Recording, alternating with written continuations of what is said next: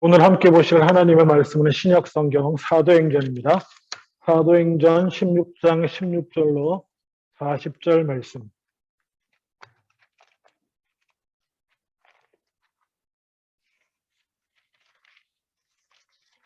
본문이 길지만 한 사건이기 때문에 우리가 끝까지 다 보기를 원합니다. 제가 가진 성경으로는 신약성경 216페이지, 사도행전 16장 16절부터 40절까지 제가 쭉 읽겠습니다.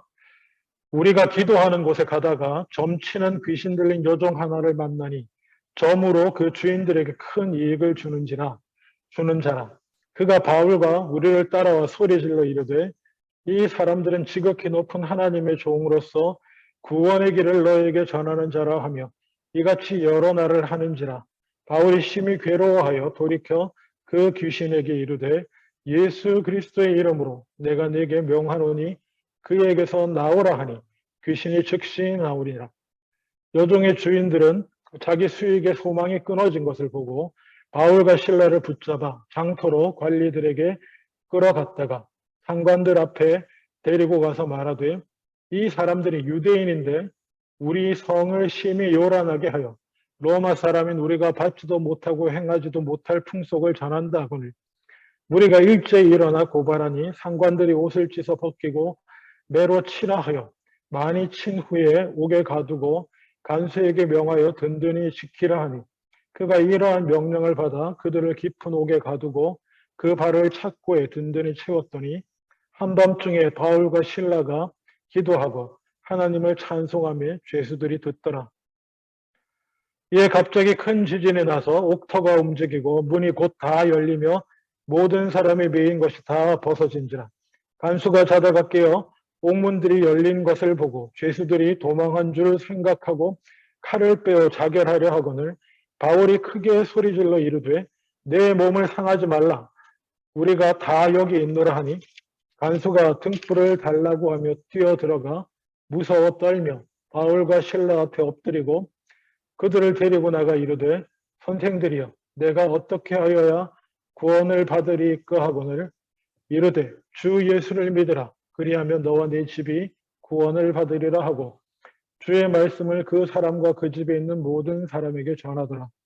그 밤 그 시각에 간수가 그들을 데려다가 그 맞은 자리를 씻어주고 자기와 그 온 가족이 다 세례를 받은 후 그들을 데리고 자기 집에 올라가서 음식을 차려주고 그와 온 집안이 하나님을 믿음으로 크게 기뻐하니라.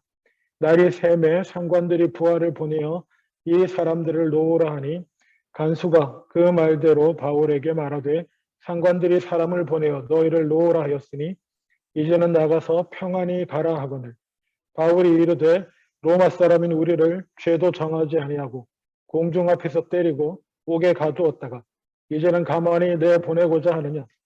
아니라 그들이 친히 와서 우리를 데리고 나가야 하리라 한데 부하들이 이 말을 상관들에게 보고하니 그들이 로마 사람이라 하는 말을 듣고 두려워하여 와서 건화하여 데리고 나가 그 성에서 떠나기를 청하니 두 사람이 옥에서 나와 루디아의 집에 들어가서 형제들을 만나보고 위로하고 가니라. 아멘.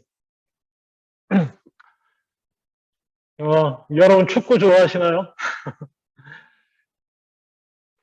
네, 저는 스포츠 중에 어렸을 때는 야구 롯데 팬이었고요. 나중에는 할 수 있는 유일한 스포츠 중에 하나는 축구였고요. 그리고 축구도 옛날부터 좋아했었습니다. 여러분, 그 축구 선수 중에 여러분이 아는 분 누군가요? 혹시 차범근 선수 아시죠? 네, 차범근 축구 선수. 그리고 지금 요즘 유명한 젊은 축구 선수 한 명 있는데 혹시 누군지 들어보신 분 있어요? 네, 모르셔도 되는데 워낙 손흥민이라고 있습니다. 손흥민이라고 영국 프리미어 리그에서 이번에 득점왕을 차지했어요. 이게 무슨 얘기냐면 축구에 많은 리그가 있는데 유명한 리그가 있습니다. 유럽 쪽에. 근데 세계에서 제일 돈이 많고 제일 실력이 좋은 리그가 영국에서 하는 프리미어 리그라고 하는 축구 경기예요. 축구 리그예요. 근데 거기서 득점왕을 차지했다고 하는 것은 물론 공동 득점왕이긴 하지만은 득점왕을 차지했다고 하는 거는 이거는 진짜 엄청난 일입니다. 그것도 실제로 역사적으로 뭐 한국 사람으로 당연히 최초지만은 백인들하고 흑인들이 주름 잡는 축구 세계 최고의 축구 리그에서 아시아인이 득점왕을 차지한 건 역사상 처음이에요. 동양인이. 그래서 한국뿐 아니라 일본, 중국도 난리예요. 아시아 최고다 뭐. 한국 사람인 건 마음에 들지 않지만 일본 애들 아시아인으로서 이런 사람이 나왔다는 거 놀랍다. 그러니까 다른 경기 종목하고 좀 다르게 축구는 그야말로 신체 능력이 필요합니다. 체력이나 너무나 격렬해서 아시아인은 축구가 안 되는 거 아닌가 뭐 이런 얘기를 하기도 한 적이 있었는데 우리 한국의 손흥민 선수가 물론 옛날에 차범근 선수도 있었지만 차범근 선수도 골을 많이 넣긴 했지만 득점왕은 못 됐었어요. 외국인으로서 그 리그에서 골 최고로 많이 넣은 기록을 한 10년 보유하고 있었지만 그야말로 통틀어서 이렇게 골을 제일 많이 넣은 선수는 손흥민이라고 있습니다. 근데 뭐 아시는 분은 아시겠지만 손흥민 선수도 유명한데 아버지도 유명해요. 손흥민 선수가 이렇게 축구를 잘하게 된 이유가 아버지가 송웅정 씨라고요. 이분도 축구를 했었어요. 근데 정말 간신히 프로 선수로 조금 뛰다가 그냥 은퇴해버린. 어떻게 보면 축구 선수로서는 실패했다라고 할 수 있는 분인데 나처럼 축구를 해서는 안 되겠다는 생각을 하고 제대로 우리 애들은 가르치겠다. 아들 둘이 있었는데 하여튼 열심히 가르치고 해서 그중에 둘째인 손흥민 선수가 그야말로 세계적인 선수가 되었는데 근데 뭐 축구 얘기를 하려는 건 아니고요. 손흥민 선수가 뭐 공도 잘 찰 뿐 아니라 그 영국 리그에서 영국 사람들한테 그 팀에서도 어떤 평가를 받냐면은 저런 성품이 너무 좋다. 어떻게 사람이 저렇게 겸손할 수 있는 자기가 골을 마지막 경기에서 2골을 넣어가지고 득점왕이 되고 그 순간에 뭐 하여튼 그 전부터 동료들이 수고해줬고 고생해서 내 앞에 갖다 줬고 나는 가장 쉬운 일을 했을 뿐이다. 뭐 이런 식 항상 그 유럽 선수들이나 유럽에 잘하는 선수들 태도하고 완전히 달라요. 항상 겸손하게 동료들이 잘해줘서 나는 제일 마지막에 제일 쉬운 일을 한 것뿐이고 동료들이 고생했고 맨날 이런 얘기를 하는 거예요. 왜 그러나 싶어서 봤더니 아버지가 어려서부터 축구를 가르치면서도 항상 축구보다는 사람이 돼야 된다. 축구보다는 인성이 먼저 돼야 되고 그런 교육을 늘 하셨대요. 그래서 그런가 보다. 뭐 그리고 세상 사람들이 다 손흥민 선수는 월드 클래스 이렇게 표현하거든요. 세계적인 선수라고 얘기할 때도 아버지는 공식적으로 우리 아들은 절대로 월드 클래스 선수가 아닙니다. 사람들이 농담 삼아 세상 딱 한 명 빼고 다 손흥민 선수를 월드 클래스라고 그런다. 자기 아버지. 뭐 이런 얘기도 하고 그러는데 그런 양반인데 그냥 그런가 보다. 참 반듯한 마음을 가지신 분이네. 자식도 그렇게 정말 무섭도록 훈련을 시켰는데도 그 아들이 엇나가지 않고 아버지가 참 그 스승과 아버지가 같은 인물이 되기가 참 힘들거든요. 이거는 만고에. 그래서 항상 가르침을 배우게 하려면 아버지가 직접 안 가르치고 딴 사람한테 보내요. 그게 원래 제대로 하려면 그렇게 하는 거거든요. 아버지가 스승이 돼버리면 아주 곤란해지는 상황이 생겨요. 아버지는 아버지로서 있고 내가 그 분야에 독보적이라도 아들을 가르칠 사람은 내가 아는 다른 사람, 나는 아버지로 남고 물론 스승의 역할도 어느 정도 해야겠지만 기술이나 테크닉적인 면에서는 그렇게 하지 않는 게 제일 좋은 길인데 그래서 야 되게 훌륭한 분이네 그냥 이러고 지나갔어. 근데 어떤 유튜브를 잠깐 보다가 내가 축구를 좋아하니까 검색하다 보니까 그 다큐멘터리도 있더라고요. 그 손흥민 선수 가족 부모님. 그래서 그 집에 갔는데 집안에 손흥민 선수가 받은 트로피나 상장이 집안에 하나도 없어요. 눈에 보이는 곳에 하나도 없고 다 어디 갔나 했더니 전부 박스에 넣어가지고 창고에. 아니 왜 그러시냐고 했더니 너무 자랑하는 것 같고 너무 자신을 드러내는 것 같고 그래서 받으면 기뻐하고 박스에 넣고 눈에 안 보이는 거죠. 이번에 영국에서 득점왕 받고 그 골든슈라고 황금 도금의 축구화를 받거든요. 그것도 이제 화제가 됐어요. 그걸 과연 전시할 것인가? 아니면 다시 같이 한번 보고 박스에 넣고 창고에 넣을 것인지. 그래서 약간 그 순간에 언뜻 저는 또 그러면 궁금해지거든요. 아니, 이 양반이 이래서 크리스찬일 것 같아. 응? 하는 행동을 그냥 쫙 보니까 이분은 크리스찬일 것 같아. 한 번도 그런 생각 해본 적이 없는데 손흥민도 자기 종교에 대해서 한 번도 말하지 않거든요. 그래서 느낌이 딱 와서 막 찾아봤더니 아니나 다를까. 서울 영광교회 집사님인지 잘 모르겠는데 송웅정 네. 크리스찬이더라고요.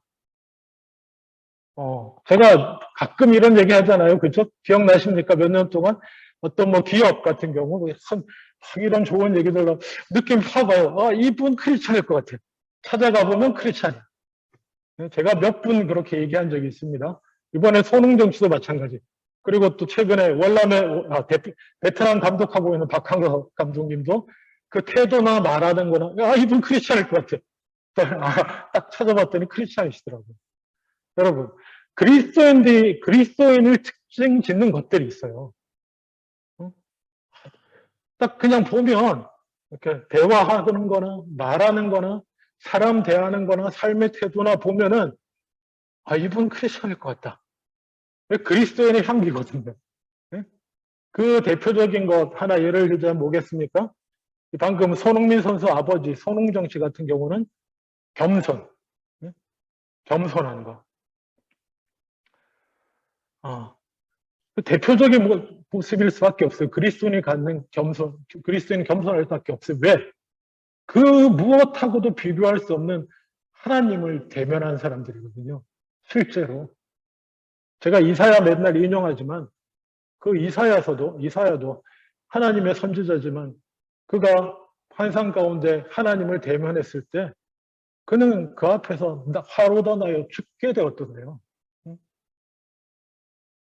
성령을 통해서는 어떻게든지 영적으로 하나님 앞에 서본 경험이 있는 자들은 그냥 근본이 겸손할 수밖에 없어요. 지가 뭐 좀 잘 풀리고 일이 잘 되고 잘 나간다고 교만할 수가 없는 것입니다. 오히려 교만할까봐 두려워해요. 하나님이 어떤 분인데. 그리고 내가 하나님의 은혜로 영원히 살았을 뿐만 아니라 내 받은 모든 것이 은혜인 걸 아는 사람은 그냥 겸손을 깔고 가요. 또 뭡니까? 또 그리스도인을 누구나 알게 되는 그 겸손하고 낮추게 되기 때문에 섬김의 자세가 나와요. 그냥 섬김으로 나타나거든요. 또 뭡니까? 그렇게 겸손한 사람은 기본적으로 하나님의 은혜를 아는 사람이에요. 은혜를 아는 사람은 늘 감사하게 되고요. 그렇죠?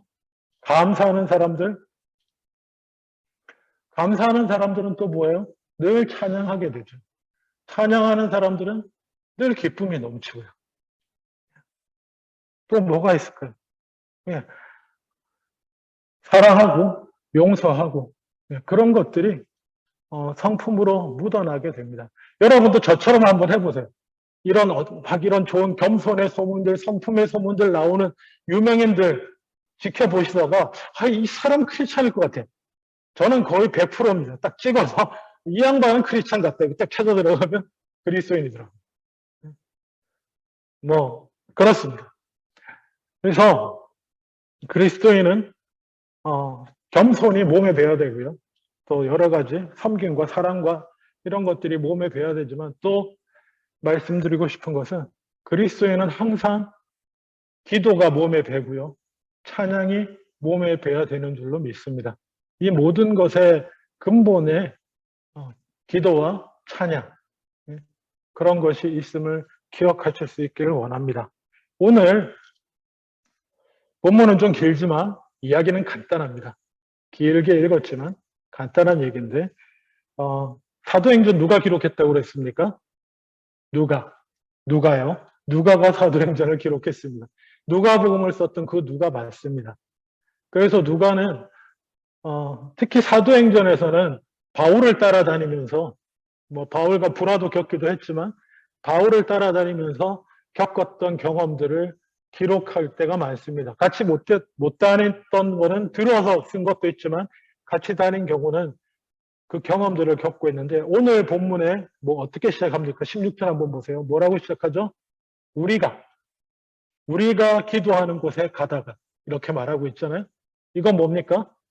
누가가 바울과 실라와 동행하고 있었을 때를 얘기하고 있습니다. 여기가 어디냐면 사실 앞에서부터 쭉 훑으면 알 수 있지만 여기는 빌립보 지역이에요. 이제 터키에서 그리스 쪽으로 건너가서 그리스 북쪽 지역에 있는 유명한 도시인데 그 빌립보에 가서 사실은 그 11절에 보면은 바울은 어떻게 선교한다 그랬죠? 바울은 새로운 도시에 가면은 회당을 찾습니다. 유대인들의 모임을 찾아요, 먼저. 유대인들이 안식일마다 모이는 곳에 찾아서 거기에 가서 기도하고 말씀드렸죠? 유대인들 예배의 형태가 어떻다고요? 기도하고 성경 두루마리 갖고 와서 펼치고 매주 정해진 걸 읽고는 뭐예요? 그 성인 남자면은 오늘 읽은 본문에 대해서 자기가 묵상하고 깨달은 바를 나와서 나눌 수가 있어요. 손 들고. 그러니까 항상 그것을 이용해요, 바울은. 구약 한 구절 읽으면 자, 오늘 이 말씀에 대해서 나누실 분 있습니까? 그러면 바울이 손 들고 나와가지고 그 구약 본문을 가지고 예수 그리스도를 전하는 거예요. 일단 유대인들에게 먼저. 그래서 마찬가지로 빌립보에 들어갔을 때도 기도처를 찾아요. 근데 이때 어떤 상황이었냐면은 로마 제국 전체에서 황제 이름을 제가 까먹었는데 유대인들 추방령을 내려요. 유대인들을 핍박하고 막 이랬거든요. 그 상황이라 회당의 정상적인 모임이 안 되기 때문에 회당은 찾지 못하고 어디 유대인들 모이는 곳 없나 이렇게 다니다가 강변에 갔더니 남자들은 피해서 없는 것 같고 유대인 여자들 모이는데 모임을 만나요. 거기서 루디아를 만나고 이렇게 얘기가 됩니다. 그래서 따로 기도처를 찾는다 이랬더니 우리가 강변에서 모임되다 이렇게 되는 그런 분위기. 그러다가 이제 루디아가 집도 오픈하고 하는데 어쨌거나 그래서 이제 다음 날쯤 돼서 우리가 기도하는 곳에 가다가라고 이제 얘기가 진행이 되는 거예요. 어제 알아놓은 유대인들 여자들 모이는 기도처 이렇게 아니면 루디아의 집일 수도 있고 가다가 어떤 여종 하나가 귀신 들린 여종 하나가 점을 잘 쳐서 그 주인들이 수입이 아주 좋은 여종이 있습니다. 여러분 점 있잖아요. 점이 그게 점 치는 게 실제로 있을까요? 없을까요? 실제로 있습니다. 여러분. 언젠가 말씀드렸는데 무당도 두 종류가 있다고 했습니다. 정말 신내림 성령 말고 다른 악령을 받아서 하는 무당이 있고 그 다음에 배워서 하는 무당 이렇게 두 종류가 있어요. 그러니까 있는데 어쨌건 이 여종은 정말 귀신이 내린 여종인 것 같아요. 그래서 참고로 이런 경우 신기한 건 뭐냐면 과거는 거의 100% 맞춥니다. 과거는 100%예요. 미래는 어떨 것 같아요? 50대 50이에요. 미래 못 맞춰요. 보통 이렇게 점쟁이나 실제로 귀신 들려갖고 하는 이 양반들이 사람을 확 빨려들게 하는 방법이 뭡니까? 쓱 가면서 과거 맞추는 거예요. 쓱 가면서. 너 이런 일 있었지? 이런 거. 그건 100%거든요. 귀신은 알아요. 과거는 알아요, 과거는. 그러면 어떻게 알지? 이렇게 혹해가지고 이제 넘어가서 미래는 어떻게 될 거예요? 알게 뭐야? 귀신은 어떻게 하는 거야? 이렇게 되는 건데, 어쨌거나 이 여종이 점을 잘 쳐주는데, 근데 귀신들이 예수님 때도 그렇고, 꼭 예수님도 복음 사역할 때 그러면 귀신 들린 자 쫓아와서 하는 게 뭐예요? 이 사람이 하나님의 아들이다. 이런 거죠. 그런 것처럼 여기도 바울과 신라를 따라와서 17절에 이 사람들은 지극히 높은 하나님의 종으로서 구원의 길을 너희에게 전하는 자다. 사탄이 왜 이럴까요? 귀신들이 왜 이럴까요? 자, 근데 이제 여기서 한 가지 문제는 뭐냐면 여기가 그리스 문화권이거든요. 그리스 쪽이에요. 그래서 여기서 하나님이라고 표현하지만 데우스라고 쓰면은 지극히 높은 하나님 이러면 여호와 하나님이 아니고 제우스로 인식을 해요. 여러분 그리스 로마 신화의 제일 높으신 제우스. 제우스로 많이 알아들어요. 처음에는 바울과 신라가 내버려 뒀어요. 왜 내버려 뒀을까요? 이렇게 쫓아다닌 여종에 대해서 복음 전도에 조금 도움이 된다고 생각할 수도 있잖아요. 그렇죠? 막 그 동네에 다 이게 귀신 들려서 용하다고 하는 그 여종이 막 이 사람들이 하나님의 종이다 막 이러면서 선전하고 다니는 것 같아요. 비슷하잖아요. 근데 그것도 어느 정도지. 그래서 처음에 참다 못해서 18절에 심히 괴로워서 돌이켜서 예수 그리스도의 이름으로 내가 내게 명하노니 그에게서 나오라 하니까 쫓아냈어요. 쫓아내고 상황이 정리되는 줄 알았는데 이게 돈이 걸리는 거예요. 돈이. 다른 게 아니고. 그냥 귀신 들린 한 불쌍한 여종을 귀신 쫓아내서 회복시켜 준 게 아니고 그걸로 돈 벌다. 그 주인이 여러 같이 이렇게 해가지고 19절에 여종의 주인들은 자기 수익의 소망이 끊어진 것을 보고 바울과 신라를 관리들에게 끌고 가서 한번 보세요. 말하는 거 보면 20절에 상관들 앞에 데리고 가서 말하기를 뭐라고 말하냐면 뭐 귀신 들린 여종의 귀신을 내쫓았다 이런 얘기 한마디도 안 합니다. 유대인이다 이 사람들. 유대인인데 우리 성을 심히 요란하게 하고 21절 로마 사람인 우리가 받지도 못하고 행하지도 못할 풍속을 전한다 하는 거예요.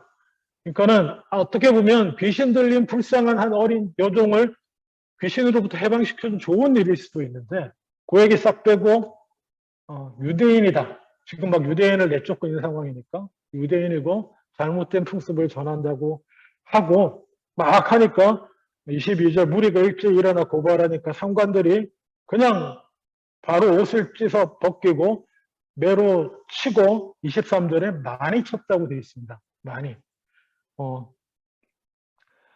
그야말로 이럴 수 있는 것이 그 상관의 명령에 따라 몇 대 치라 그러면 그 내 치는 사람이 치는 거거든요. 근데 상관 마음, 그 명령하는 사람 마음대로예요. 그래서 분명히 많이 때린 것 같고요.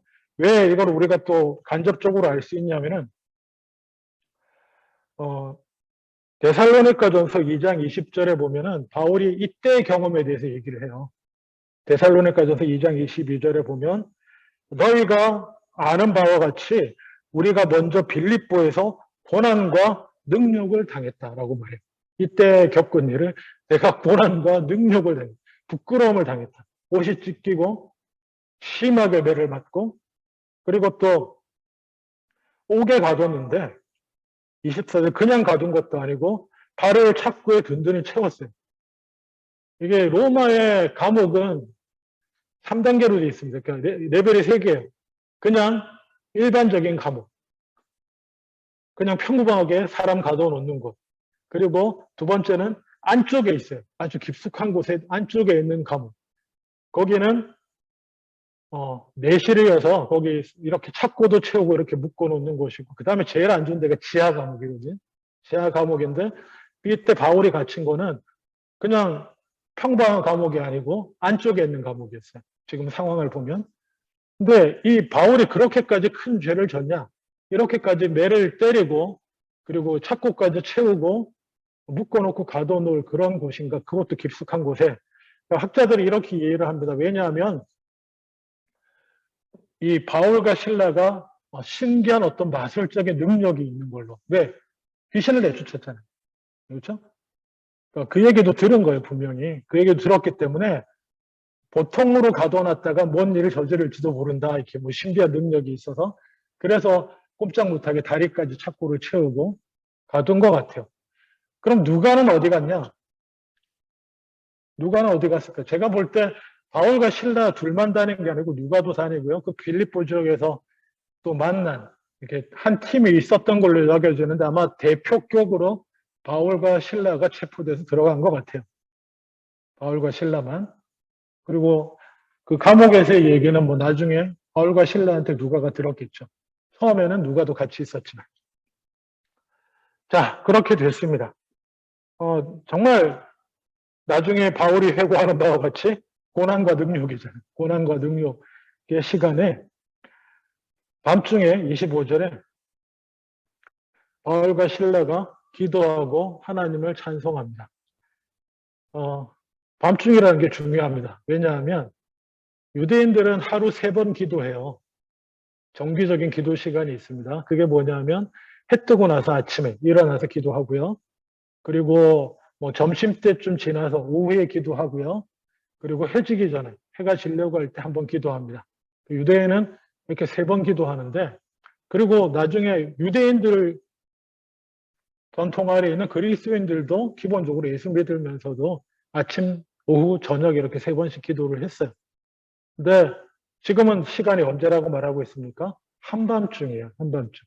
그러니까 어떤 정규적인 기도 시간은 아닌 것이죠. 예, 정규적인 기도 시간이 아닌 한밤중에 기도합니다. 이해가 되죠? 지금 이 난국에 처했으니까 힘들고 어려운 상황 가운데 처했으니까 내가 뭐 하루에 3번 기도하는 그 시간 외에도 기도할 수밖에 없었겠죠. 근데 더 중요한 거는요. 기도하고 뭐 했다고 말합니까? 찬양했다고 말합니다. 기도하고 끝난 게 아니라 뭐 우리 다 기도할 수 있습니다. 이런 상황에 처하면 그렇죠? 기도할 텐데 중요한 거는 찬양했다는 거예요. 여러분. 힘들고 어려울 때 기도하는 거는 할 수 있습니다. 주님 살려주세요. 도와주세요. 주님 이거 해결해 주세요. 응? 있는데 그걸 넘어서 찬송까지 가는 것 쉽지 않습니다. 사실 그게 기도하면 찬송까지 가야 되거든요. 네, 여러분 꼭 기억하세요. 그냥 기도만 하고 끝내지 마시고요. 찬양으로 가셔야 돼요. 아니면 그냥 찬양부터 하셔도 돼요. 네? 왜냐하면 잘못하면 힘들고 어려울 때 뭐 물론 그것만 해도 됩니다만은 그냥 하나님 이거 해주세요, 해결해 주세요 하고 끝낼 수가 있어요. 기도가. 네? 뭐 연약한 우리가 하나님 앞에 그렇게 호소하는 거, 뭐 하나님 이해하시고 다 받으시겠지만은 거기서 더 나아가실 수 있어야 됩니다. 기도는 왜 하는 거예요? 기도는 우리의 필요를 하나님께 알기 위해서 하는 부분이 요만큼 있어요. 있지만 그거보다 더 큰 부분은 뭐냐면 하나님과 만나기 위해서요. 네? 하나님과 만나고 영적으로 교제하고 그리고 나아가서 그분의 음성을 듣고 뭐 거기까지 나가는 거거든요. 거기까지 가면 찬양이 나올 수밖에 없어요. 거기까지 가면 찬양이 나올 수밖에 없고요. 거기까지 못 가고 어쩌면 기도도 힘들면 차라리 찬양부터 할 수도 있어요. 제가 언젠가 말씀드렸지만 저는 노래 잘 못하는데 그러면 요즘은 좋잖아요. 들으셔도 돼요. 듣는 것도 찬양입니다. 연주하는 것도 찬양이고 꼭 뭐 내 목소리 내서 가사대로 불러야 찬양은 아니고요. 그냥 아무것도 하기 힘들면 그냥 찬양 들으셔도 돼요. 그리고 그 찬양의 가사를 따라 마음속으로 같이 기도하면 되고. 그래서 찬양은 감사로부터 나오는 거거든요. 아니면 찬양하다 감사하게 되기도 하고, 뭐 여기에 뭐 동시적인데 순서를 꼭 정할 수가 없어요. 예? 그래서 말입니다. 우리가 잘 아는 말씀, 제가 항상 말씀드리잖아요. 항상 기뻐하는데 거기 뭐가 따라옵니까? 쉬지 말고 기도하고 범사에 감사하고. 예? 기도와 감사가 따라와서 기쁨이 돼요. 그 과정에 찬양이 있는 거예요. 찬양이 기쁨이 되는 건데, 그러니까 그게 그리고 바울과 실라가 이 감옥에서 갇혀서 어떤 기도를 드렸을 것 같습니까, 여러분? 바울과 실라가 이 감옥에 갇혀서 여러분이라면 어떤 기도를 드리겠어요? 주님, 이 고난에서 빨리 우리를 건져 주시옵소서. 막 이게 1번일 수 있을 것 같습니다. 그렇죠? 근데 그 기도에 대한 내용은 없는데, 자, 어쨌거나 기도에서 찬양까지 나갔어요. 감사와 찬양이 울려 퍼졌어요. 지금 막 억울하게 그냥 정말 벌거벗긴 채 얻어맞고, 다리까지 묶여갖고 감옥에 던져졌는데 같이 기도하고 찬양했어요. 그랬더니 옥터가 움직이고 문이 다 열리고 사람의 메인 것이 벗어졌어요. 그리고 물론 이 찬양은 죄수들도 들었고요. 자, 중요한 사실은 여기서 나타납니다. 막 기도하고 찬양했더니 지진이 나요. 지진이 나가지고 문도 잠겼던 문도 열려버리고 이것도 풀려버려요. 나를 꿰고 있던 뭐 벽에서 떨어졌든지 어쨌건 풀려버리는 놀라운 역사가 일어났습니다. 그러면 그 다음에 어떻게 해야 되겠어요, 여러분? 기도하고 찬양했더니 옥문이 열리고 내 착고도 풀리고 다 풀렸어요. 여러분 어떻게 할까요, 그 다음에? 오늘 어떻게 주님 감사합니다. 뛰어야지. 주께서 우리 기도에 응답하셨구나. 어떻게 이렇게 주님 해방시켜 주시옵소서 하고 감사하고 찬양했더니 문이 열리고 착고가 풀리네. 나가자. 바울과 실라가 그렇게 했습니까? 안 나갔어요. 안 나갔다고. 저는 그래서 바울과 실라의 기도가 나가게 해달라고 강구한 게 맞을까 이런 생각을 좀 해보게 됩니다. 순전히 이제 여기서부터 제 생각이에요. 알 수가 없죠. 두 분이 어떤 기도를 했는지 알 수는 없어요. 그냥 기도하고 찬양했다 이것밖에 안 나와 있어요. 우리처럼 주님 옥문을 열어주시옵소서. 여기 이러고 있을 수가 없습니다. 주님 나가서 복음을 전해야 되는데 저희가 이러고 있는 게 말이 됩니까? 주님 해결해 주시옵소서 막 이러고 기도를 하고 그 다음에 덜커덕 문이 열렸으면 나가야지. 모르겠어요. 근데 안 나갔어요. 두 번은 안 나갔어.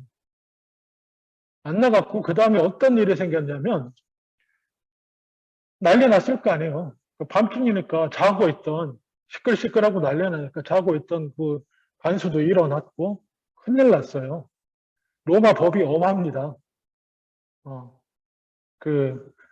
어떤 법이 있냐면 이건 실제로 감옥을 지키는 간수가 죄수를 놓치잖아요.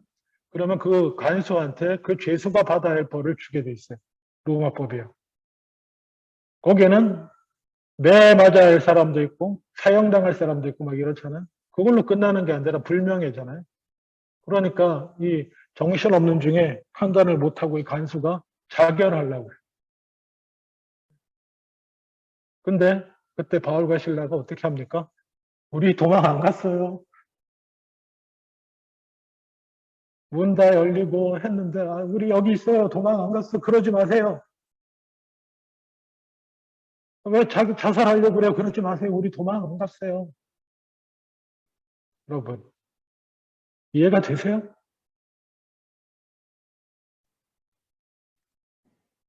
이거 딱 누가 봐도 도망가라는 하나님의 계시 아닙니까? 네? 기도하고 찬양했고 막 간절했는데 문 딱 열리고 네? 안 가요. 그래서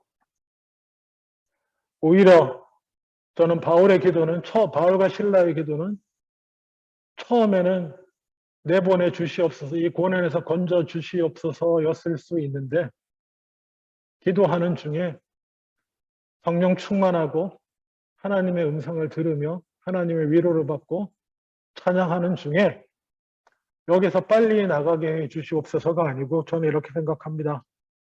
주님, 이 모든 저희의 고난 통해서 주님 영광 받아 주시옵소서.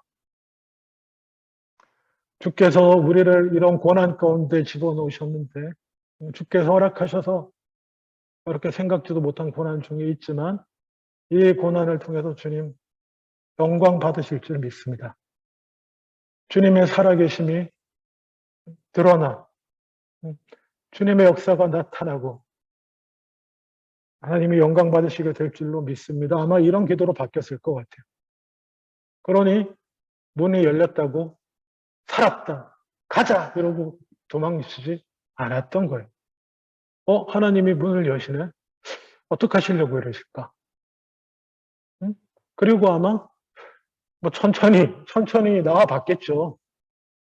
나와봤더니 그 친구가 간수가 막 그런 자기한테 칼 꽂으려고 그러고 있고 막 이러니까 아이고 그러지 마세요. 우리 도망 안 갑니다. 그러지 마세요. 그렇게 되는 거예요.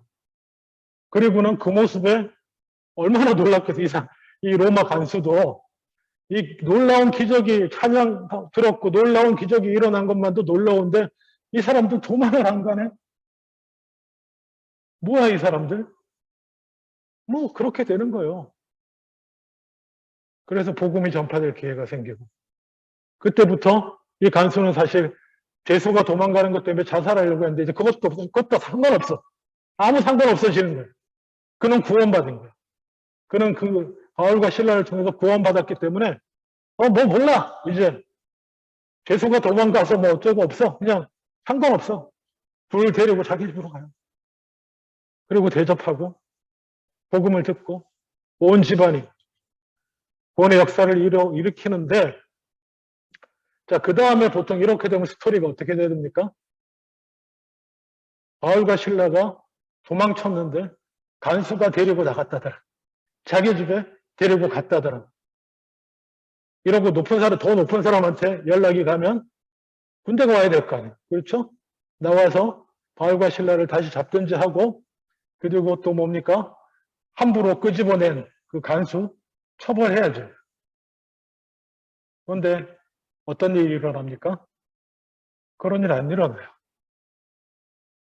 그냥 위에서 사람이 와가지고 바울과 신라를 도시에서 잘 나가게 해달라고 이렇게 연락이 옵니다. 물론 그 사회적인 요소를 살펴보면 대강 어떻게 일이 일어났을 것 같습니까? 바울은 로마 시민권자예요. 로마 시민권자의 특권 중 하나는 뭐냐 하면 오늘날과 똑같은 거예요.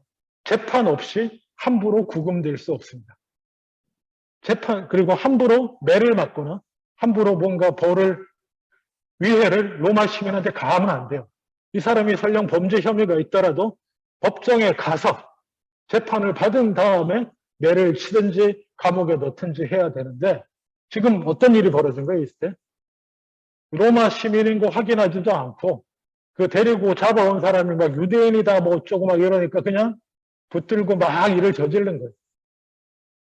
그러고 나서 어떻게 얘기가 됐겠죠. 뭐 그럴 수도 있고 저는 그런 것들을 하나님의 역사하심이라고 생각합니다. 하나님의 간섭하심. 바울이 로마인 거를 로마 시민인 것을 그 윗사람들이 알 수 있도록 상황을 조정하신 것 같아요. 하나님이 조정하셨고 그래서 그렇게 되는데도 아무 일 없이 그래 교양 이렇게 된 거 우리 문제 삼지 말고 서로 문제 삼지 말고 내보내자 이렇게 했는데 또 한성격하는 바울이 가만 안 있죠. 하나님이 이렇게 역사하시는구나. 그러고는 뭐라고 합니까? 아니 우리 같은 로마 시민을 말이야 재판도 안 하고 매를 때리고 옷을 찢고 감옥에 착고를 쳐서 처박아 놓고 이제는 그냥 사람 슬쩍 보내가지고 나가라고? 안 돼. 직접 오라 그래. 이렇게 하는 겁니다. 그 얘기예요. 그렇죠? 이 37절에 있잖아요. 이제는 가만히 내보내고자 하느냐? 아니라 그들이 친히 와서 우리를 데리고 나가야 하리라. 36절, 8절 부하들이 이 말을 상관들에게 보고하니 그들이 로마 사람이라 하는 말을 듣고 두려워해 와서 권하여 데리고 나가서 더 문제 삼지 말고 조용히 가주시면 감사하겠습니다. 이러고 끝나는 겁니다.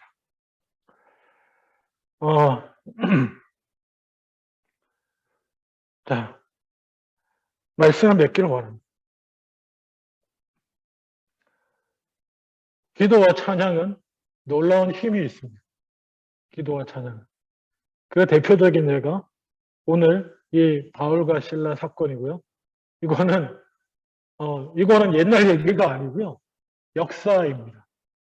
누가가 감옥까지는 같이 갔는지 안 갔는지 모르겠지만은 잡혀 들어간 거 다 봤고요. 네? 그래서 기록하고 있어요, 이렇게. 그리고 나왔던 일들. 그리고 심지어 이때 당했던 일들에 대해서 나중에 바울이 데살로니카 전서를 쓰면서 빌립보 교회 세울 때 얘기를 하면서 내가 또 언급하기도 하고 한 그 역사적인 사건 가운데 있는 것입니다.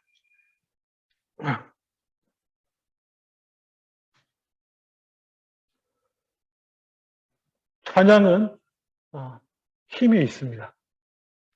당연히 기도도 힘이 있는데요. 기도의 능력은 내가 원하는 바를 이루는 능력이 아니고요. 나를 향한 하나님의 뜻을 깨달아 알게 하고요. 내게 주어지는 하나님의 은혜를 확인하게 하고요. 그리고 또 뭡니까?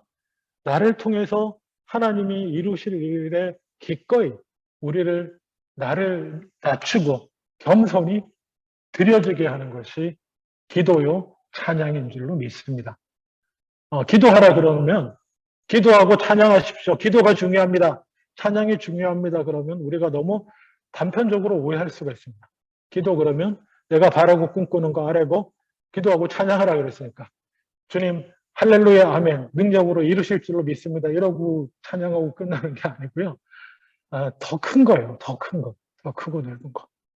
비록 지금 당하고 있는 고난에 대해서 연약한 우리가 구해 주시옵소서라고 항상 기도 시작해요. 주님 제가 견디기 힘듭니다. 어떻게 하면 좋습니까? 이렇게 기도하지만 해보신 분은 알잖아요. 그렇게 기도에 깊이 나가면 그리고 찬양하고 하면 찬양하게 되거나 찬양을 듣게 되거나 기도하는 가운데 너무 나가면 주님 아멘 그 은혜가 내게 족합니다. 주님 감사합니다. 지금의 이 일들을 통해서 주님 영광 받아 주시옵소서.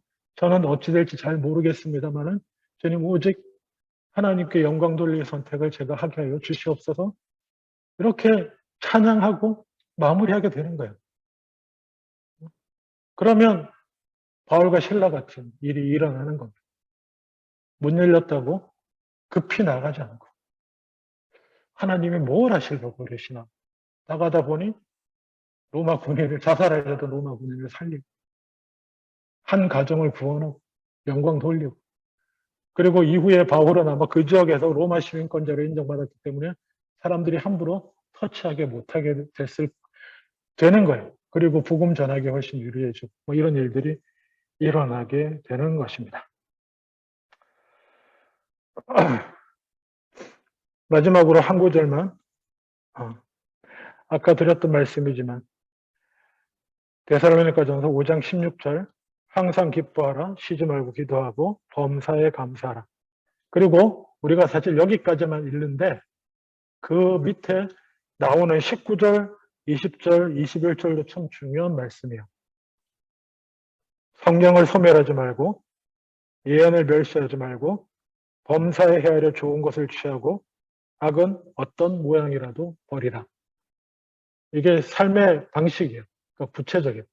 원칙 같은 거는 기도하고 감사를 회복하고 찬양하고 기뻐하는 건데 그러한 삶들 가운데 우리가 실제로 실천하며 살아야 될 거는 성령을 소멸하면 안 되고 또 우리에게 주시는 말씀을 멸시하면 안 되고 예언이라고 표현되어 있지만 그리고 잘 분별해서 최선의 선택을 하고 범사에 헤아려서 하나님의 뜻에 합당한 최선의 선택을 하고 그리고 사실 어쩌면 가장 지키기 쉬운 것 중에 하나가 뭐냐면 악은 어떤 모양이라도 버리라. 뭐라도 하나 요만큼이라도 이건 아닌 것 같다 싶은 것들은 당연히 어떤 모양이라도 버려야 되는 것입니다. 사실 이게 제일 지키기 쉬울 수도 있어요. 하나님 뜻을 분별하고 이게 정말 마땅히 선택하기는 어려울지 몰라도 내 안에 이건 아닌 것 같다 라고 하는 것들은 어쩌면 발견하기 쉽거든요. 차근차근히 행해 나가실 때 나를 통해서 하나님의 뜻이 나도 몰랐던 하나님의 뜻이 이루어지는 것을 경험하게 되실 줄로 믿습니다. 그 중심에는 기도와 찬양이 있습니다.